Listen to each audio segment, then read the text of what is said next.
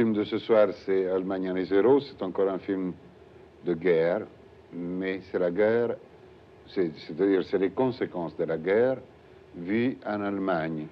C'est un triptyque avec Rombi Louverte et Paisa qui, je crois, montre assez, moi, dans mes intentions, il va montrer complet le cadre de cette tragédie que nous avions vécue. Et puisque les Allemands, ils avaient été pendant des mois notre obsession, ça avait été le maximum, le comble de notre tragédie, quand les Allemands justement avaient occupé l'Italie après que l'Italie avait signé l'armistice. J'ai voulu aller voir les Allemands de près, les voir dans leur tragédie, les voir dans leur drame. Je me rappelle, je suis arrivé à Berlin, c'était tout de suite après la guerre, c'était 9 ou 10 mois après la guerre. J'étais hôte du gouvernement français.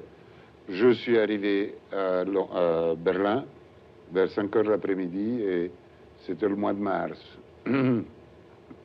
Il y avait une atmosphère comme ça grisonnante et j'ai dû traverser toute la ville en auto pour rejoindre les postes français. C'est-à-dire la section de Berlin qui était occupée par les Français. Et je me rappelle qu'en naviguant dans ces ruines immenses, je voyais tout loin à l'horizon un signe jaune qui se détachait du gris du paysage autour. Et lentement, nous avons rejoint ce signe jaune. Et c'était une immense insigne qu'on avait monté sur un tout petit cube de pierre qu'on avait reconstruit dans les ruines, et il y avait écrit dessus Bazar Israël. Je crois que ça, c'était vraiment le plus grand signe de la défaite de l'Allemagne. C'était le premier juif qui revenait à Berlin et qui avait ouvert son petit commerce. Et dans ce film, on raconte l'histoire d'un enfant. C'est-à-dire, j'ai tâché de montrer à quoi l'éducation peut amener.